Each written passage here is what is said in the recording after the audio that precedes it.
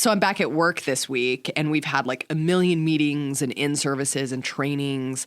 And thankfully, we've had like breakfast and coffee and stuff like that provided for us, which has been great. But I was walking in, and there was a giant line, and I was like, oh no, it's donuts. And for whatever reason, I hate donuts in the morning. In the afternoon, in the evening, fine. Give me all the donuts. But in the morning, it's like the last breakfast thing that I wanted. So I was dreading it, and I got to the front of the line, and what to my wondering eyes should appear but a million boxes of Einstein Brothers bagels and like the giant spread of all the different flavored cream cheese. And I almost cried with tears of joy because there's nothing better to me than an everything bagel with some garden vegetable cream cheese. It was so good. So all the things. Am I alone in this? I felt like I was crazy for wishing for bagels over donuts, but I feel like it is the far superior breakfast food. Oh, of course. Of course. Absolutely 100% times a million. I love everything bagels. I prefer everything bagels. I'm also more of a salty guy than a sweets guy. And like you said, everything bagel with whatever kind of cream cheese, whatever kind of sandwich, give it to me. I'm going to eat it. Yes. Yeah, I agree. I'm more of a bagel person. Sometimes I'll go for the donuts if I'm craving something sweet. But more than less, I will go for a bagel over a donut. But my favorite bagel is pretty sweet. It's a cinnamon sugar bagel from Einstein's Bagels. Okay. So that's pretty good. Or the French toast, plain, warmed syrup, dipped in. Absolutely I actually perfect. have to get used to Einstein's because where I come from, back in the East Coast, Boston, we had finagle bagel. And actually, one time I put that in like a group chat with like some of my colleagues and was, oh, yo, is there a finagle bagel out here? And they thought I was like coming on to them. I was no. You're like, is that a euphemism for something? It's just a bagel shop. I do want to go to New York just to try a bagel. Just because I know they hit different out there. Dude, I've been to New York several times, but I've never had a bagel. Every person I know that's lived there, they're like, yeah. Well, I have a new coworker at work, and he's from, I think, New York or somewhere in the East Coast. And he just went to New York, and he's like, yeah, I almost brought back like 3 dozen bagels because they're just better in New York. And I'm like, yeah, I want to go and try them. But I guess we'll never know because I probably will never make it out there. It's okay. You don't really need New York. I can tell you The Bostonians like New York sounds. It does. It does, 100%. I do like the donut that I will like make an exception for is Voodoo Donuts, which I think they might have started out of Portland. I know they're really big in Portland, but they're like really unique, gourmet, super fancy, real funky donuts. And like I remember trying to go there, and the line to get in was like an hour long just to get in the place. So you don't catch me waiting in line for stuff like that. For a donut. True. Coming in hot from Olympus Games in Mesa, Arizona. It's the Pop Culture Junkie Podcast. All right, everybody, welcome back to the Pop Culture Junkie Podcast. It is so great to be back another week, another episode. I am Hayley, your resident pop culture junkie, and I am here with my fellow junkies. You already know, it's Alex causing havoc. No, I'm not. I'm a good guy. I love people. And it's Nicole, and I'm back. Welcome back, Nicole. Yeah, welcome Thanks, back. I forgot you were gone, actually. Yes, it was. Ouch. It's because I feel like she's Totally always fine. with me in my heart. That when she's away, I don't even know what's It's okay. I actually know I'm happening. pretty quiet. It's fine. How was Chicago? Chicago itself, I hate it. So, so I'm very happy to be back. But the reason why I was there was absolutely wonderful. My sister did get married, and the wedding went off without a hitch, and it was absolutely perfect. Congrats and to your sister. Did you cry? I didn't. Well, okay. I did when her dad did the first look because her dad started crying. So her and I have different dads. So when her dad saw her and he started crying, I was like, oh my God, this is the cutest thing ever. Oh, But that is cute. other than that, no. Well, it's good to have you back. And it seems like when someone comes back, someone else leaves. We are missing Shauna this week, but we love her and we miss her and we can't wait to have her back next week. We definitely love her. You know, junkies are people too. You need some time. Junkies are people too. That sounds like a slogan for Los Angeles. Oh my goodness. All right. Well, you guys know week in and week out, we like to review what we have been watching that week, give it a pop it, meaning that we love it and everybody should watch it. or drop it, meaning hard pass, don't waste your time. And of course, sometimes we're in between, hot potato, bounce back and forth. So we're going to start with our reviews. Alex, let's go to you. What did you watch this week? What should everybody out there be watching? All right, yeah. So I've been popping a couple of things. One thing I've been popping is Ted Lasso Season 2. And I watched the first season of Ted Lasso. And at first I wasn't like really sure if I wanted to watch it. It looked kind of corny. But once I started it, it got me. It stars Jason Sudeikis. It's on Apple TV. And he plays Ted Lasso, who is an American football coach who moves to England to work as a football coach in England. And yeah, it's pretty cool. You know, it's an underdog story, and he's like trying to pretty much make a name for himself in this new environment, you know, going from American football to soccer and pretty much learning all these new rules. And people just didn't believe in him and pretty much having to gain their respect from like, you know, the sport and the town and the city and just soccer fans in general. And I love his character. He's very lovable, and he also has a great supporting cast. And also, I believe the first season is also up for like some Emmys. Yeah, I've heard a lot about Ted Lasso. Like, the internet is abuzz with. Is it a comedy? Yeah, it's actually nominated for Outstanding Comedy Series in addition to like supporting actor and lead role and just a bunch of them. I love Jason Sudeikis. Like, I loved him on Saturday Night Live. I think he's I didn't super know he funny. was on Saturday Night on SNL. Yeah, and he always played just to me, I don't know, like he stole every sketch that he was in. So I love him. I haven't started watching Ted Lasso because everything I hear about it seems like I will love it. And that sounds funny. You're like, why would you not watch it? But I'm not ready to commit to like a long binge right now. So I know I would love it, and then I'd have to watch all of it. They're like half-hour episodes, 10 episodes in the season. It's pretty easy. It's an easy binge. And season 2 is up now. Actually, the only thing I do absolutely hate about Ted Lasso is I have to wait another week for the next episode. Oh, so it's like the Marvel shows. Yeah. Like it doesn't all come out at one time. Yeah, so it's on episode 2 of the second season, and it airs every Friday on Apple TV. So, you know, if you have Apple TV, definitely check it out. I love it. I already love the second season. And he's not an underdog anymore. I mean, spoiler. Spoiler. Oh, no. Yeah, but everybody knows him, and I think it does a great job in picking up where it last. I always love a good like heartfelt sports show. Like I was a big fan of Friday Night Lights. So I don't know. I'm definitely going to check that one out. Yeah, I definitely recommend. So popping Ted Lasso, season 1 and 2 so far. The other thing I've been popping is actually a podcast, Kevin Hart Comedy Gold Mines, like Thoughts Mines with a D. And it's obviously hosted by Kevin Hart, and he interviews a bunch of comedians like Jerry Seinfeld, Amy Schumer, Cedric the Entertainer, Judd Apatow, just a bunch of like different comedians, and really getting into what it's like to be a comic in the industry. And they, you know, share stories that they've had together and what inspires them just to create and to just be comedians. And I think it's great. I enjoy it. It's a nice listen. Awesome.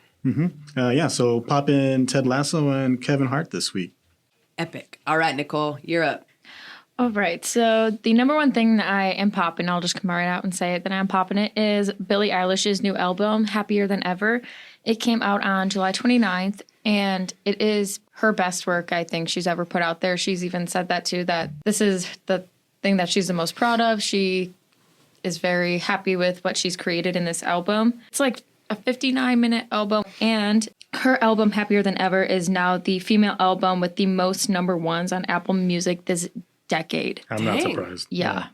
Wow. I'm like, at first I was like, okay, most number ones on Apple Music, and then I read this decade, and I just was like, dang, that is a crazy thing I think that anyone can accomplish. I'm sorry, I might have missed this. You said this is her, which album? Or her second studio album. Really? Yeah. Her second studio album? But yeah, she's absolutely insane in this album. I really like all the songs that she has on there. My favorite is probably the title track, Happier Than Ever. Very good. It starts out slow, and then all of a sudden she just like starts screaming at the top of her lungs at the end of it, and I'm just obsessed with it. And I'm very excited because I think she will end her concert on this song, and I just can't wait to scream at the top of my lungs at her concert to this song. Drive here listening to that album? Oh yeah, 100%. Nonstop? Ever since it came out, I haven't listened to anything else in my car. Were you screaming to the top of your lungs? Yeah, I do. How old is she? Isn't she only like 19 or something? Yeah, That's crazy to me. Yeah. That's so young. I remember Yeah. it reminds me of Adele, you know, when she like released her 19 album and then 21. I loved Adele. I was a big fan. yeah. Oh, yeah. Still That was amazing. So how does her sound like compare on this album to her last album? I feel like with this one, you could just tell that she's just a much happier person. And I feel like in her previous album, she was more sad. You could tell that she was angry or just not fully happy with her life in a way, just because all of her songs were dark. But this time they're not all happy. She still has some like dark stuff out there because that's just who she is and how she is as a songwriter. But you could definitely tell that she's changed and become more of accepting of herself, because you can actually understand her in most of her songs on this one, whereas her previous ones, I feel like she's really quiet and you have to actually read lyrics to understand what she's saying. Totally. I remember listening to some Billie Eilish songs and I'm all, why are you whispering, girl? Yeah. This one you can actually hear and understand most of her songs, which is really cool because I'm like, okay, I can actually hear you. I don't have to look up the lyrics to this one. I can just listen to it a few times and understand what you're saying. Nice. But yes, definitely popping that. And then another thing I'm popping is The Bachelorette. The most recent episode was Hometowns, and it was drama-filled, of course. So the first two Hometowns went out perfect. It was Blake and Justin, I believe his name is. I don't really know the names on the season, I'll be quite honest with you. But yeah, I think it was Blake and Justin, and then all of a sudden it was Greg. And Greg was probably her number one person, in my opinion, just because of how they acted and were around each other. And then she has not said I love you to any of the guys because she's like, that's something I want to say for the one person only. I'm not going to say to three guys when I really mean it towards one in a way. So I totally understand that. I get where she's coming from. Does that happen a lot? Like, do people some girls or everybody? guys will say I love you to multiple people or just say I'm falling in love with you. How long is the duration of this Bachelorette experience? Like, I want to say it's like, we had this conversation a while ago on here. I want to say it's around 12 to 13 weeks. okay. So I don't know if I could fall in love with someone in 12 yeah, weeks. same, Maybe. but I don't know. who knows? But yeah, so I saw Greg as her front runner, and he ended up saying that he loved her at his hometown, but the hometowns actually were at the site that they were filming just because of COVID and quarantine and everything. They brought the families to them instead of having them travel around the country. Oh, that's different. But so he said he loved her, and she was just like, she didn't say it back. So then Thank you. She didn't say thank you. I was like, she better not say thank you. But since she didn't say it back, he was kind of taken it back and like, okay, what the heck? Where are we at in our relationship? Questioning things.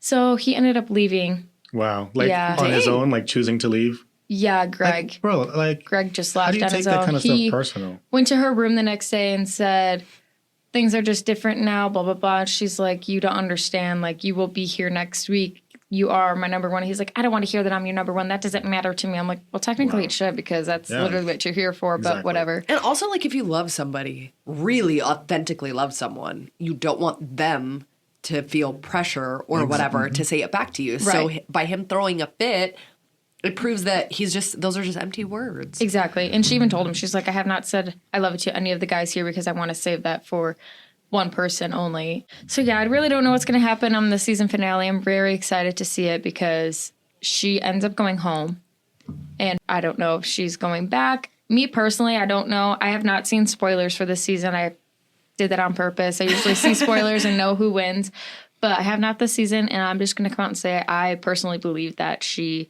did not get engaged at the end of this. Ooh. Yeah. That'll be spicy. Mm-hmm. I don't know. I'm always the one that's like rooting for them not to get engaged. I'm all, don't do it. It's not real. Well, it's funny because putting this on blast, my husband will be listening and be like, I can't believe you told that story. But my husband told me he loved me first and I did not say it back. Yeah. But I was very much in that situation where I was like, I'm very appreciative, but I'm just not there yet. And then you ended up And- marrying him. Exactly. He didn't throw no fit. Exactly. He Right. didn't go into some back room and be like, how dare you? He was just like there and patient and waiting. And That's love. You know, he got his. So it worked out. So man, always drama on The Bachelorette. Yes. All right. Well, I'm really excited about the stuff I watched this week. So one, I finished my binge of the Saved by the Bell reboot on Peacock. I gotta say, I'm gonna pop this, but only if you are a fan of Saved by the Bell. Like if you watch the original Saved by the Bell, then you're gonna tune into this and just appreciate all the nostalgia and all the callbacks to the original series. There's so many like Easter eggs and little things, and I grew up on Saved by the Bell, so I loved it. I love how they went like the Cobra Kai route in this series, where they made Zach and Kelly, who were like the leads of the original series, they made them not the villains, but kind of like just idiots and like total douchebags in this series. And so that was really funny. Zach is the governor of California, and he just sucks. And it's kind of inspired by, there's a series actually called Zach Morris's Trash. It's like a Funny or Die series. And Mark Paul Gosselaar, who plays Zach, actually loves that series. And so they kind of helped develop the idea for the reboot. So I love it. It's a quick binge, 10 episodes. I do have a question about that. Did they keep the Selena Gomez joke in it? I don't think so. I don't remember it. Was that a thing? Yeah, they had like a terrible Selena Gomez joke in it, and it wasn't really a joke actually, but Yeah, I remember they the kind of controversy. said something about her like whole kidney transplant surgery, and it was a joke, but it wasn't very good. It didn't land. Yeah. Yeah, I think they took it out. Okay. Because I was kind of looking for it, and I don't remember it. So, but yeah, that's definitely worth watching. The other thing I checked out is a comedy special called Drawn. It's a Tig Notaro comedy special that's actually fully animated. So it's her stand-up, but it's animated. So it's not, because I remember Drawn Together, Right. not thing like this. Not that different. The animation is well done. It's on HBO Max. I really like Tig Notaro. She's got a really unique sense of comedy. Like, I think you either love her or you don't get it. Remind me who Tig Notaro is. All right, so Tig Notaro, she kind of grew to the level of fame that she's at right now because several years ago she had breast cancer, and she came out on stage for one of her shows and just talked about having cancer and turned it into like somewhat comedy, but also just this really honest experience of what it's like. She had just found out. She had just been diagnosed and came out on stage, and it was all recorded. And so you can listen to her album live or live, one of the two, and it talks about that. It's that whole thing. But she was mentored by Louis C.K., who obviously sucks and is a horrible person, and she's the first person to say that. She was one of the people who was kind of instrumental in like calling him out and taking him down a peg. But I've been a huge fan of hers for a really long time. She opened up for Jim Gaffigan, who's another really huge comedian here at the Tempe Improv, on my 18th birthday. And no one knew who she was. And then like 2 years later, she went on tour playing in people's backyards, and she played in my buddy Eric's backyard to like 30 of my friends. That's cool. So that was really cool. So I've been a big fan of hers forever. I love anything that she does. This comedy special, I would say if you like animation, then definitely check it out. I'm not big into animation, so I would rather just see Tig Notaro on a stage performing her comedy. So if I could choose one or the other. Oh, so this is like one of those where it's a comedian doing stand-up and then they just animate the stories that they tell. Exactly, Okay. yeah. Exactly. So it's funny. I kind of feel like with animating the stories, it's almost like they have to explain the joke. And so I'm more of like, I like a dry sense of humor. So, and that's how she is. She just stands there on the stage, doesn't move, is very not like animated at all, and tells the story. So, but if you're a fan of her comedy and you like animation, I'd check it out. And then the last thing that I watched was an independent movie called Ride the Eagle. It was written by Jake Johnson from New Girl. Plays Nick. Nice. I love Jake Johnson. Yeah, I love him too. So that was my main draw. That's why I checked it out. He also stars in it.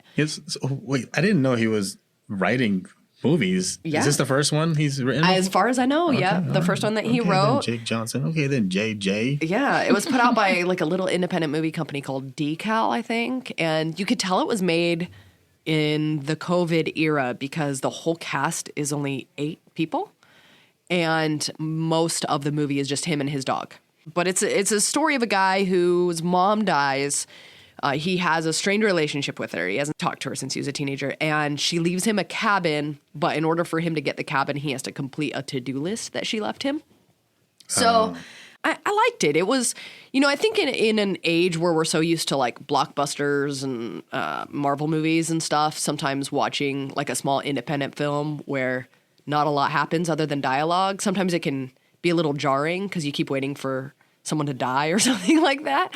But it was kind of nice watching something that was focused on story and character rather than, action and stuff like that. But I'll pop it. I think it spoke to me. I've got, mortality on the brain, and I think it was cathartic a little bit with me and my mom. And so I recommend it. I think, anybody who is smart and likes Jake Johnson, I think they like it. So, and that's on, right now it's in some select theaters, and then it's streaming, and you can get it on Google Play or through Prime Video for $7. So, yeah, well worth the money. You said he was like kind of with his dog the whole time? Yeah. Does it need to be added to Does a Dog Die? Okay, so no, there is a scary moment in the movie with the dog, but it all works out. Spoiler, it all works out. It's really good. Good to know. So, Shauna, you can watch that. Yes, yeah, exactly. Hi, I'm Hayley the Brave, teacher and mom by day, cosplayer and pop culture junkie by, well, also by day. I'm obsessed with all things fandom, and I love to talk about it. So join me and some of my friends as we geek out about TV, movies, music, and all the awesome things that make life worth living. Listen to my podcast, 30 Nerdy and Thriving, available now on all major streaming platforms.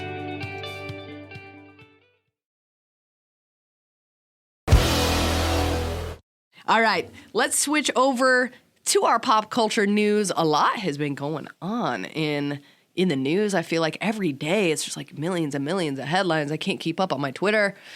So let's catch up our fellow junkies on stuff that they might have missed in the last week. Nicole, let's start with you. Hit us with some Olympic news. Yes. So pretty exciting news. We are obviously located in Arizona, and 2 Arizona natives have actually been on the podium winning medals for the Olympics in Tokyo. Liddy. The first one that I want to mention is gymnast Michaela Skinner, who currently resides in Gilbert.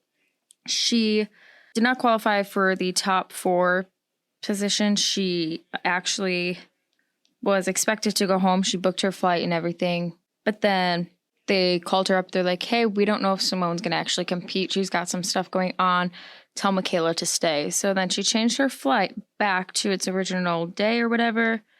And then she did her thing, and she took Simone's place, and she ended up winning silver at the Olympics. That's crazy. Yeah, that's pretty cool. She could have just been like home chilling, watching Ted Lasso. Right. She won the silver medal in vault. Cool. And I think that is super cool. Not many people can even say that they've What's the done vault? that. Is that where like you have the stick? Run and then you jump on Yeah. the thing. Oh, without the stick. No stick. There's That's no pole stick. vault. Just your in. body. Yeah, just your Yeah, body. stick is Dope. like track and field. Yeah. Okay. And then another Arizona native who's from Phoenix, Jade Carey, won gold in floor, which is very impressive. Wow. We love to see a gold medal win for the USA. That's awesome. Go USA. I was heartbroken when the women's national team lost to Canada, the The soccer team, oh, I know. I always look forward to watching them in the final competition because they usually make it because they're incredible. But Yeah, they're amazing. Canada is always a tough component to go up against, I feel like, in soccer. And I feel like it's always them two kind of in the finals anyways. But I liked I don't know if it was Carly Lloyd or Megan Rapinoe, which one of them, but they were saying something about how, like, you know, we need to normalize looking at silver and bronze as incredible too. Like, Yeah. which I thought about it and I'm like, it is weird. Like Jagger Eaton, right? He got bronze in skateboarding. People were like, oh, come on, USA. We got bronze in skateboarding. I'm like, Dude, he's third in like the entire world. Yeah, for real. Like, what am I doing? Right. I'm friggin' eating Pringles and watching, watching Netflix. Hey, I'm sure if you bite that metal, it'll break your teeth. Oh, totally. So. Actually, did you guys know that Simone Biles won a bronze medal? Yes. Yeah, she in the balance beam. So she came back and she was like, I did this for me. That's awesome. And just like, I definitely medal. think she needed the time off just to get back to herself because she said she had I think it's called the twisties. They call the it twisties. In gymnastics. But also before she even went to Tokyo, I think, or just like when she got to Tokyo, something like that, her aunt passed away and she found out. And I'm just like, this girl has so much weight on her shoulders. I can totally understand why she had to step away from the games for like a few days. Yeah, she's definitely earned her place For way sure. before like the 2020 Tokyo. When you're Olympics. watching those ladies fly on the uneven bars and all that kind of stuff, and I'm like, if your head is not like 100% clear, you can break your neck, dude. So to demand something of them when they can't be there mentally is ridiculous. So I agree. good for her. The Olympics is just like really inspiring, and I'm going to be sad when it's over because I like to live vicariously through these athletes. Also, can we talk about the abs on the swimmers? How do I get a swimmer's abs? How do I do that? I guess that's the missing piece. Oh my gosh. Actually, the way I've been catching up with the Olympics is watching, I don't know, it's the second time I mentioned Kevin Hart today, but Kevin Hart and Snoop Dogg have these highlights on Peacock, and it's so funny. They don't know anything about the Olympics. I know what you're talking about. But it's just very honest and just hilarious. Oh my gosh. There's like this one meme that's been going out all over, just very viral. The horse. Yeah, the horse crip walking. And when I first watched it, like on the TV, I was rolling. He's like, yo, he's crip walking, cuz. Like, I need to put him in my music video. And then, like, when he says that, all you see is the horse crib walking. Like, you can't see anything else but, like... Yes, I know exactly what you're talking about. The horse repping his set. Just like... Oh, my gosh. There's also... I just want to mention one other thing. It's super funny. I was on TikTok the other day, and there's this guy, he was recording one of the divers. They made a mistake. It was synchronized diving. And one of the divers hit the water way before the other diver, and he was recording that. And as the other diver hit the water before, he turned the camera on him as he was eating a bag of chips, laying in bed. He goes... y'all suck. And it was just so funny because I was like, yeah. That's so true. That's like all of the country right now. Right. You're like judging these people. Like, oh my gosh. Oh, I saw this one thing where it was like, there's a pole vaulter from Qatar and a pole vaulter from Italy, I think. And they were going head to head. And then they were given the opportunity. No, it wasn't pole vaulting. It was just high jump. Oh. And they were given the opportunity to do like a jump off and face off against each other, or they could share the gold and split the gold. And they decided to share it. Oh, that's cute. And it was like, they were both crying and hugging each other. And I was like, I just feel so good about humanity right now. Thank you, Olympics. I mean, I probably would have done the same thing. I was like, wow, I really have to do another thing? Like, right. So we both have the gold, right? Exactly. Like, exactly. I have the gold and he has the, all right, I'm okay with that. Sure. We good.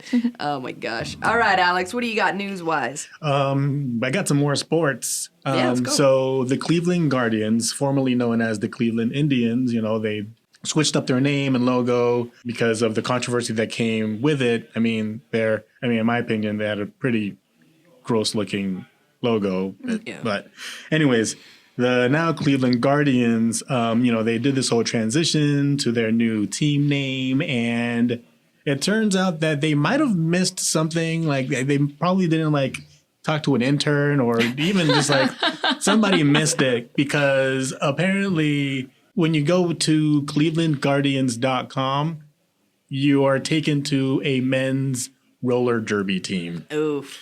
And so they've had this for like probably like almost a decade, maybe more. I don't know. But these guys have had this website for so long. And when the Cleveland Guardians changed their names, they didn't decide to like look into, let me just go online for a quick second and see like what shows up when I put in the team's name. And yeah.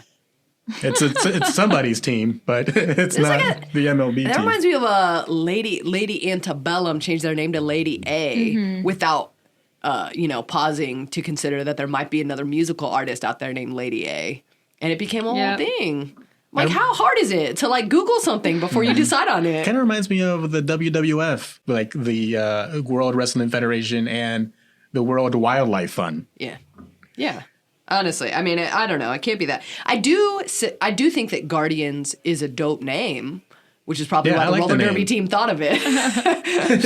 And I feel like a long time ago, if Rocket Raccoon is their mascot, then I'm like fully on board with that team. But man, that's funny. Speaking of superheroes, I came across an article where David Ayer, the director of the first Suicide Squad, was commenting on how his original cut of the film was better than the one that was released.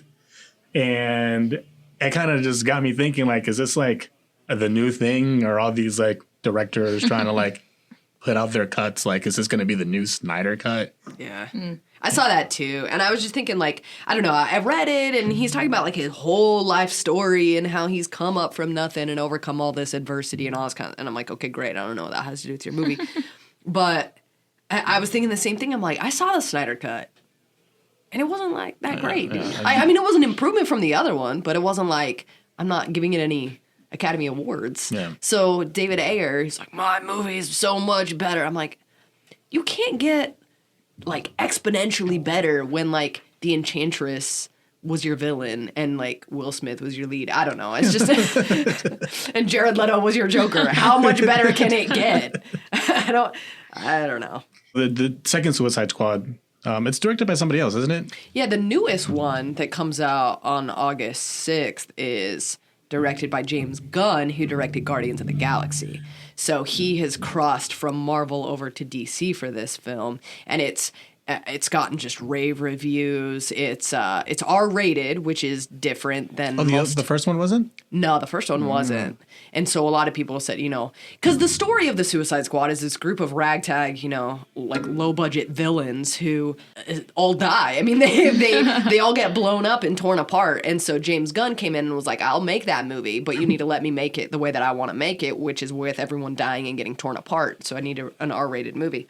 But yeah, it's gotten rave reviews, and so David Ayer was responding to a tweet that a guy had posted where he's like, after I saw this version of the Suicide Squad, David Ayer should just give up on his cut because it's just pointless. And so then David Ayer jumped in and was like, well, let me tell you about my cut. Yeah, I think he wrote a whole letter. Yeah, he did. I'm sure this guy who tweeted out was like, oh, crap. Oh, man. Yeah, I don't know. Good for David Ayer, I guess. I don't know. Power to him. Oh, man. Yeah, speaking of people who maybe say things they shouldn't say, I don't know if you guys saw this article with Matt Damon.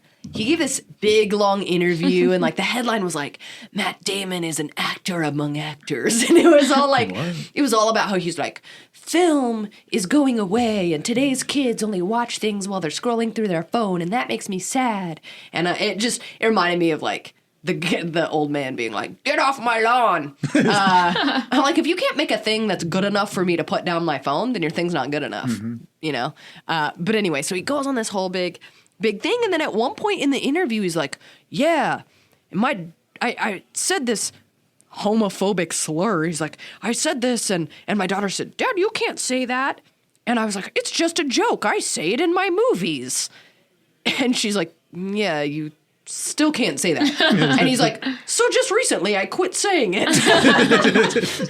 But he said it like he was like bragging, like, look at me, I can still learn things. And he even said, he was like, didn't he even say that his 13-year-old daughter was the reason why he stopped saying it? Yeah, exactly. He's like, for my daughter, I've managed to put this behind me. As if it was some like we should all pat him on the back. Like, good job, Matt Damon. Way to not be an idiot.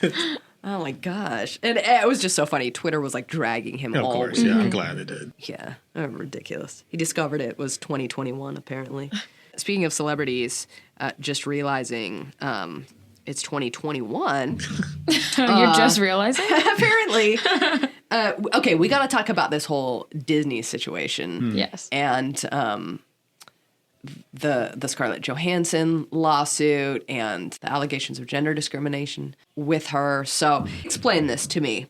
She's suing Disney because they decided to stream Black Widow? Is that what it is? So what I understand is that her legal team was working with Disney. They were like doing some renegotiations for a contract so that they can include the revenue that they would receive, that Disney would receive through their streaming service. Okay. Or I don't know. There were some sort of renegotiations, and then I guess Disney didn't they didn't come to any kind of terms. And so Scarlett Johansson and her team were like, you know what? Well, we're going to file suit because you're releasing the movie on Disney Plus when you promised me that you were going to wait like 90 to 120 days after the movie's released in theaters before putting it on the streaming service. Got it. Yeah. And so she's like, you're cutting from my money because that's where I was going to get my share. So her paycheck was like contingent upon box office. Right. I read somewhere that she's losing around like $50 million because of this. Dang. Yeah. That, according to CNN, it says the film was released simultaneously on the service and in theaters, which the suit claims broke an agreement between the star and the company. The suit alleges that Johansson agreed that her salary for the film would be based in large part on the film box office haul. Yeah. So yeah, she's probably making like no money off and the so Disney Plus. And apparently they were trying to like fix that. You know, her team and Disney were like, "Yo, let's figure this out." Right. Because you know, obviously, you know, this. So is it's not kinda even so iffy. much an issue of like, hey, I just want my money, but it's also like we tried to do like it sounds like They had an ScarJo's agreement. team, yeah, like they had a contract. She tried to, they tried to make it work, and Disney just. So I was reading this thing today saying that the new CEO of Disney. So Bob Iger was the CEO of Disney, right? And then he stepped down, and the new CEO, which I think Chapek is his name. So I've read all sorts of stuff about this guy, like as far as like Disney parks goes, and his like mishandling of Disneyland and Disney World, and just how frustrated like annual pass holders and stuff are with him. So to add on top of that, I read this article today saying that Bob Iger is just like super pissed with the way that he has handled this whole Scarlett Johansson situation. Because if you think about it, like she is just every bit as much a face of the Marvel franchise as anybody else. So imagine if he was doing this to Robert Downey Jr. or, you know what I mean? Like even Elizabeth Olsen and Paul Bettany, right? Yep. Like, imagine if this was happening to anybody else. So, I mean, I don't know. I'm on Team ScarJo in this situation. And I mean, even like on top of Iger, there's been like even MCU execs talk about how disappointed they are in Disney and what they've been, even just the way they've been responding. Yeah, well, I've been disappointed in Disney with the way that they have handled essentially Marvel Television and just kind of wiping out like the Netflix stuff and Agents of S.H.I.E.L.D. and just trying to just like erase that from existence. Do you guys know how long Chapek's been CEO of Disney? He became CEO in February of 2020. Okay. So, I mean, like, yeah, on the one hand, he inherited, you know, like the pandemic and all that kind of crap. But, and like Disney's whole thing is like, oh, you know, these theaters are struggling and how dare Scarlett Johansson like be so selfish. And then she came back and was like, what the heck with a personal attack like against me? I thought we had a good relationship. Yeah, that was messed up. Yeah. And, I mean, I don't know. I mean, do you think this is going to like start some sort of like precedent? Like, for example, there's like rumors that Emma Stone is considering also filing suit. Right. Because pretty much the same thing happened with Cruella earlier this year. Yeah. I also came across something where Jungle Cruise with like The Rock and who else is in it? Emily Blunt. Yeah. They were asked if they're, you know, thinking about going in the same direction. And so I guess The Rock and $7, which is, I guess, his production company. His production team who like co-produced the movie. I guess they don't have any intention and yeah, I was reading a similar thing. And I mean, like, I don't know. I feel like The Rock's situation is a little different because, one, he's a freaking rock. So, like, I mean, this isn't, like, I don't know. Scarlett Johansson, this role and this character, like, this was her thing, her life, right? The Rock is in so many different things and his production company is in so many different things. But I think the other thing, too, is he said, you know, like, they had the agreement about streaming. Like, I feel like based on what he said, like they knew ahead of time what was going to happen. They had arranged for it to happen. And then I read a thing today saying that Jungle Cruise 2 is already like in talks and in the works. So I feel like that's the big difference too, because Scarlett Johansson's done as Black Widow, whereas The Rock is like just entering the world of Disney. Do you think this is going to hurt her getting any other roles outside of MCU? Or Disney? I personally don't think so. I think, you know, she's still a billable actress. Like, I think it's all going to depend how the lawsuit goes. If she does end up winning, I think Disney will be done with her, and she won't have an opportunity really. But I feel like if she doesn't win, then she probably just won't even want to work with them anymore. Yeah. I really want to read this contract. It's been interesting just with streaming and like simultaneous theater releases, and to see kind of what precedent this is setting going forward, because I know some movies with the addition of streaming have, probably done pretty well for themselves, whereas others have struggled. So I don't know. And like, I know with Warner Brothers, Gal Gadot was just paid $10 million, instead of like getting box office royalties or whatever, they just paid her $10 million on top of what they paid her for the movie. And that was like her cut. But I also think, like, how sustainable is that? You know what I mean? If you're not making that kind of money and they're paying Patty Jenkins $10 million and they're paying Gal Gadot $10 million, how sustainable is that? Does a studio then go, okay, well, we can't make those big budget movies then until this whole thing's over and we can get back in theaters, So I don't know. Yeah, I'm reading that Black Widow, the release date, it brought in $80 million from box office and $60 million from Disney Plus. Wow. So it's and that's like total, right?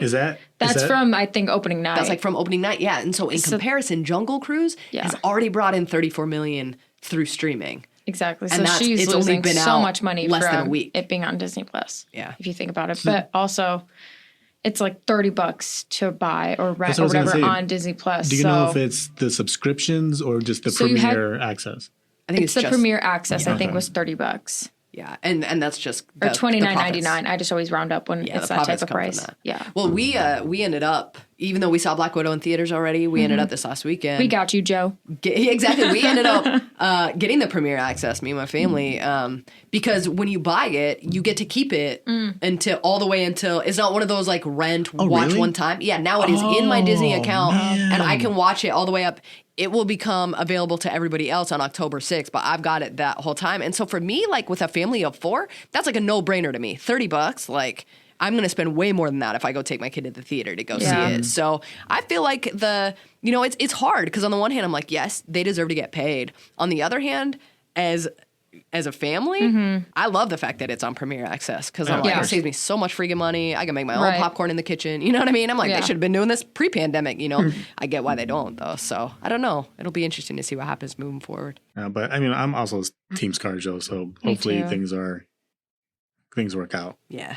I hope so. It'd be good to have her in flashbacks in the Hot Guy series and stuff. Do you think they'd go like that? Do you think they'd like just take her out completely? Dude, I don't know. Like I said, I think it's all going to go with however the lawsuit plays out. Yeah, true. Like, don't show my face anymore then. To court or whatever.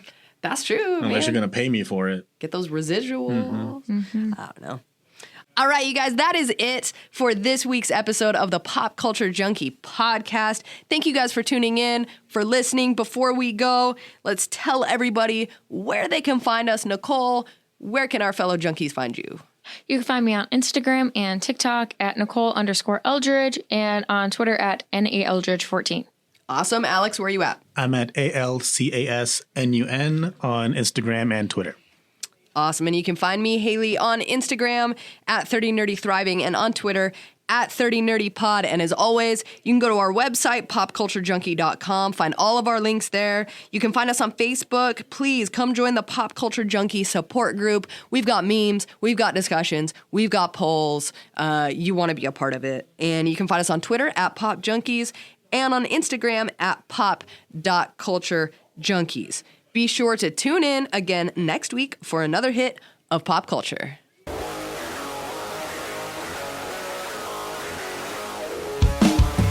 Pop Culture Junkie is a production of Pop Culture Entertainment Group. All rights reserved.